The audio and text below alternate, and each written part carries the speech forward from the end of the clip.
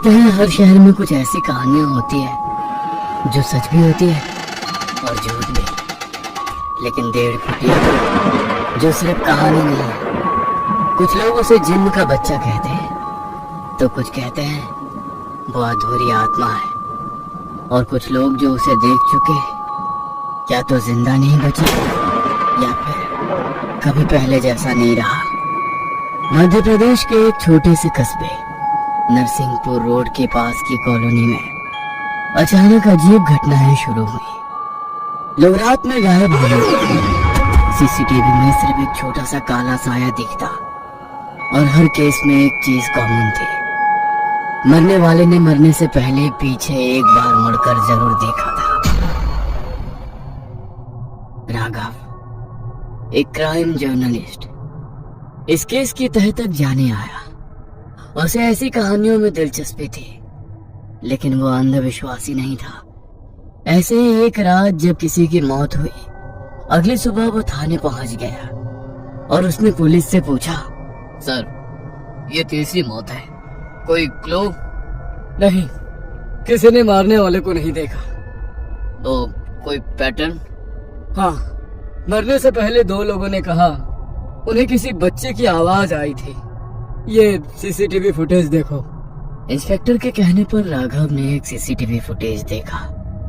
रात के करीब 2:17 पर एक आदमी सड़क पर चल रहा था। अचानक वो रुकता है और पीछे देखता है और डर के मारे भागने लगता है। तभी कोई पीछे से उसके कंधे पर झपटता है और कैमरा ब्लैंक हो जाता है। राघव हैरानी से दोबारा उस वीडियो को देख ही रहा था कि एक बूढ़ी औरत वहां आई और इंस्पेक्टर से बोली, तुम जिस चीज को ढूंढ रहे हो वो इंसान नहीं है, वो जिन का बच्चा है, अधूरा अधमरा। उसकी लंबाई सिर्फ 1.5 फुट है, लेकिन उसकी ताकत इंसान से 100 गुना ज्यादा। उसकी बात सुन इंस्पेक्टर और राघव एक दूसरे की ओर देखने लगे। राघव ने आगे बढ़कर उससे बात की। अब कौन है आप? ये किसके बारे में बात कर रही है? मेरा नाम शकीला आपा है। मैं उसकी बात करने आई हूँ जिसे आप ढूंढ रहे हैं। ये क्या बोल रही हैं आप? वो हमेशा पीछे से बुलाता है।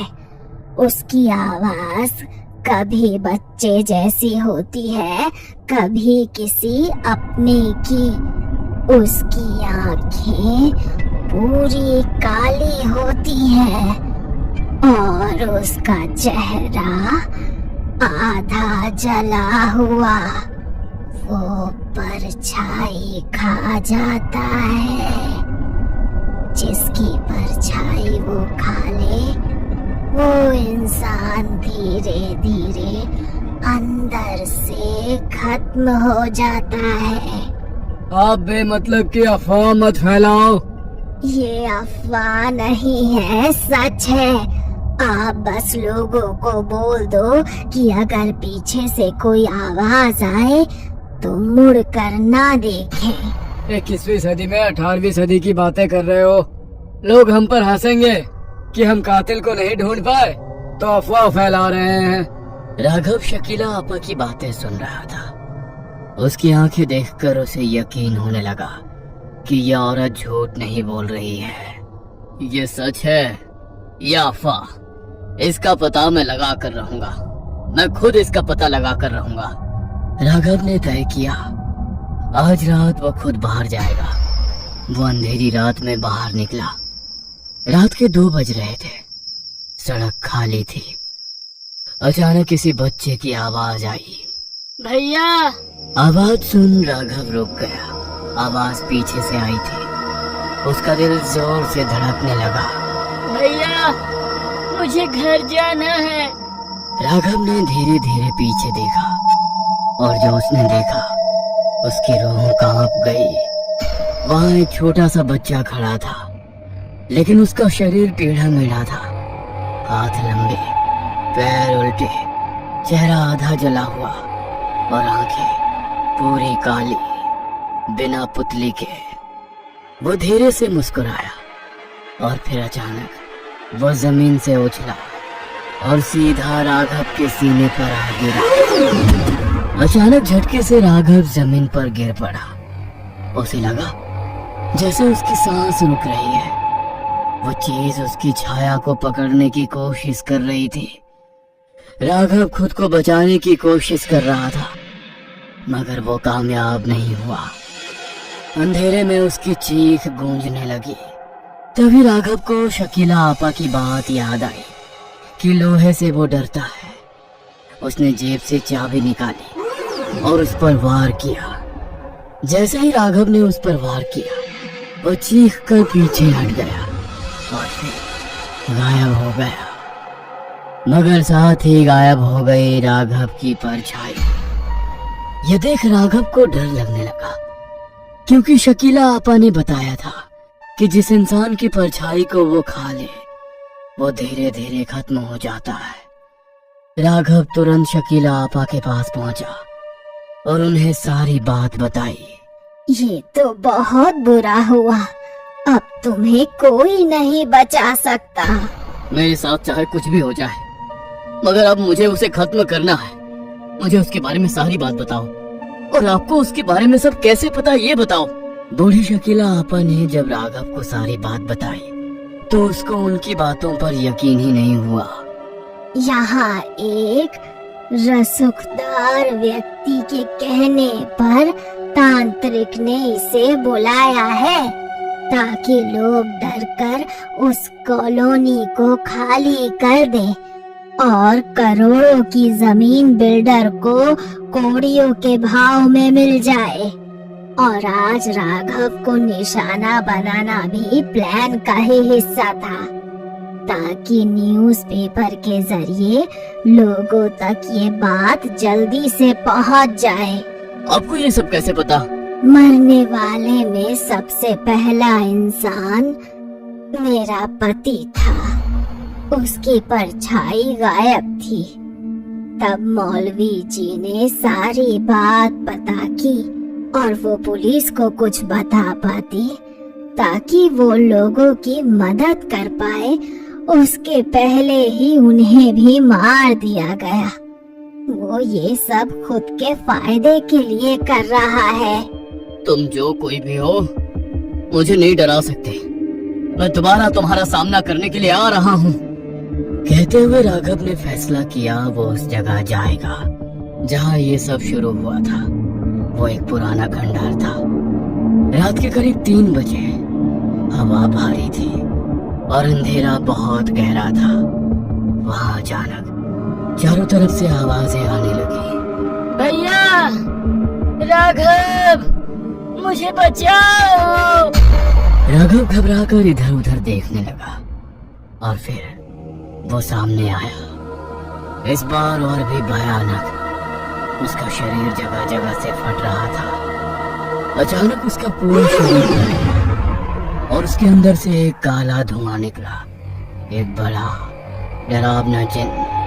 उसे देख राघव ने शकीला आपा के बताए मंत्र पढ़ना शुरू किया और उसने जिन के आसपास लोहे की साकल का घेरा बनाया।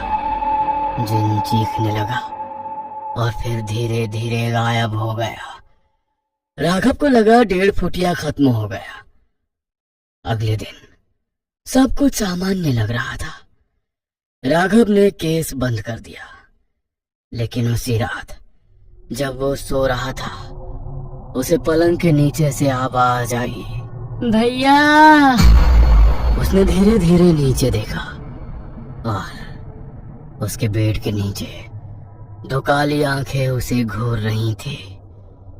रात के उस खौफनाक मंजर के बाद राघव की नींद जैसी टूट गई थी। बहुत ही डरावना सपना था। कहते हुए वो पानी पीने के लिए पलंग पर से उठने की कोशिश करने लगा, मगर शरीर हिल नहीं रहा था। उसने महसूस किया कोई उसके सीने पर बैठा है, भारी, ठंडा और जिंदा। धीरे धीरे उसकी आंखें नीचे गई। वहां वही काली आंखों वाला 1.5 फुटिया वो मुस्कुरा रहा था।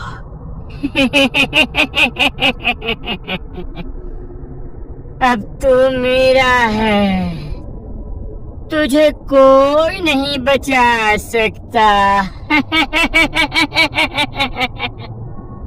राघव चीखना चाहता था, लेकिन आवाज उसके गले से बाहर नहीं आई। मगर जब वो सुबह उठा तो सब कुछ नॉर्मल था, लेकिन उसकी परछाई अब उसकी नहीं थी। राघव ने ऑफिस के लिए तैयार होते वक्त खुद को आईने में देखा। सब ठीक था, लेकिन जैसे ही उसने आवाज सुन पीछे देखा, उसकी परछाई उसके साथ नहीं हिल रही थी। वो अलग खड़ी थी और उसे घूर रही थी।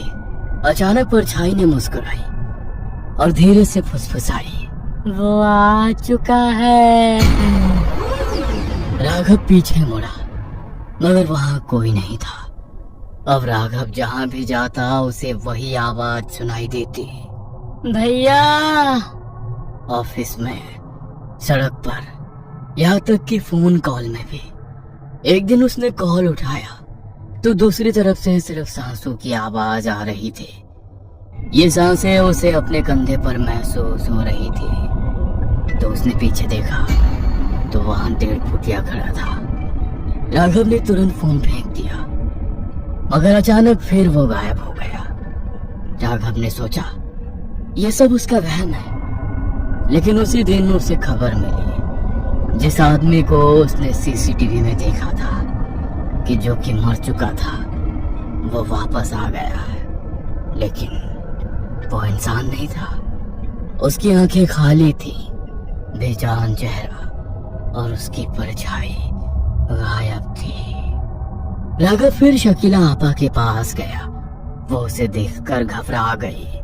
तू बचा नहीं है, वो अब तेरे अंदर आ चुका है। मतलब? 1.5 फुटिया सिर्फ शिकार नहीं करता, वो अपने लिए शरीर ढूंढता है, और तू उसका अगला घर है। यह नहीं हो सकता। उस रात राघव को लगा जैसे उसका शरीर खुद चल रहा है। उसके हाथ टेढ़े मेढ़े हो गए थे। राघव के गले से निकलने वाली आवाज भारी, फटी हुई थी, और उसके शरीर से किसी पुरानी कब्र की सड़न जैसी बदबू आ रही थी। भैया! राघव का हाथ अपने आप उठा और उसने आईने पर एक जोरदार मुक्का मारा। आईना चकनाचूर हो गया, लेकिन ताज्जुब की बात यह थी कि राघव के हाथ से खून नहीं निकला। टूटे हुए शीशों के टुकड़ों में उसे अपनी शक्ल नहीं, बल्कि उस 1.5 फुटिया के चेहरे नजर आ रहे थे। ये देख, राघव पागलों की तरह कमरे से बाहर भागा। सड़क पर सन्नाटा था, लेकिन उसे अपने पीछे सैकड़ों कदमों की आहट सुनाई दे रही थी। उसने एक स्ट्रीट लाइट के नीचे रुककर अपनी परछाई देखी। वो परछाई अब जमीन पर लेटी नहीं थी, बल्कि दीवार पर एक 3 साल के बच्चे की तरह सीधी खड़ी थी। परछाई ने अपना हाथ उठाया और राघव का गला घोटने का इशारा किया। अचानक राघव को सच में घुटन महसूस होने लगी। उसका दम फूलने लगा। तभी उसे शकीला आपा की एक और बात याद आई। जिन रूह नहीं, आग और धुएं की औलाद है, उसे बुझाने के लिए खुद को जलाना पड़ता है। राघव खुद को बचाने के लिए लड़खड़ाते हुए उसी तांत्रिक के ठिकाने की ओर बढ़ा, जिसका जिक्र शकीला आपा ने किया था। शहर के बाहरी इलाके में स्थित एक पुरानी चमड़े की फैक्ट्री। वहां पहुंचते ही उसने देखा कि वो रसूखदार बिल्डर और वही तांत्रिक एक जलते हुए कुंड के पास बैठे थे। महाराज, बलि पूरी हुई। अब राघव का शरीर उस जिन का पक्का घर है।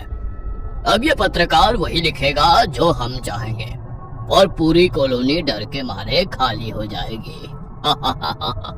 राघव, जिसके अंदर अब वो 1.5 फुटिया पूरी तरह हावी हो चुका था, एक झटके में उनकी ओर झपटा। उसकी रफ्तार किसी इंसान जैसी नहीं थी। उसने तांत्रिक का गला पकड़ लिया तूने मुझे बुलाया, लेकिन तूने मुझे कैद करने की कोशिश की। अब मैं किसी का गुलाम नहीं हूँ। फैक्ट्री में चारों ओर आग लग गई। राघव के शरीर के अंदर एक जंग छिड़ गई थी। एक तरफ पत्रकार राघव की आखिरी बची हुई चेतना, और दूसरी तरफ वो खौफनाक 1.5 फुटिया।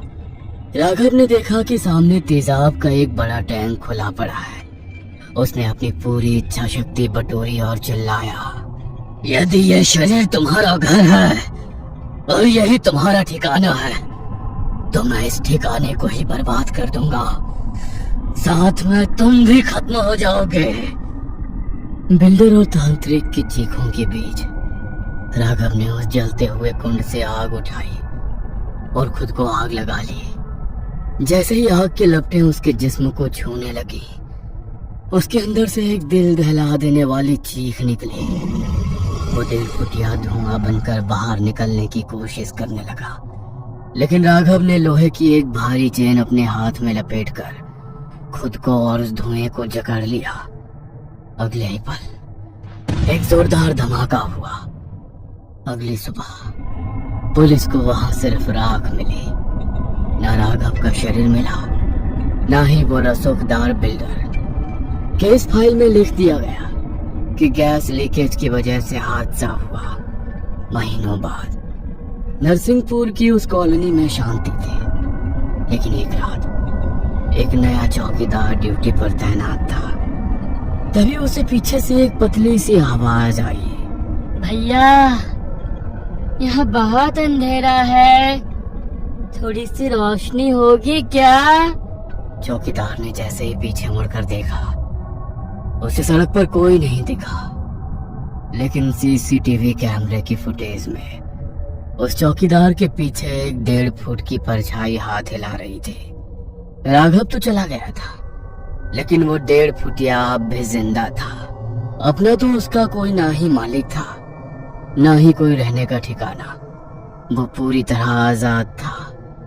अब कहीं वो आपके पीछे से आवाज दे, भैया, तो मुड़कर मत देखना।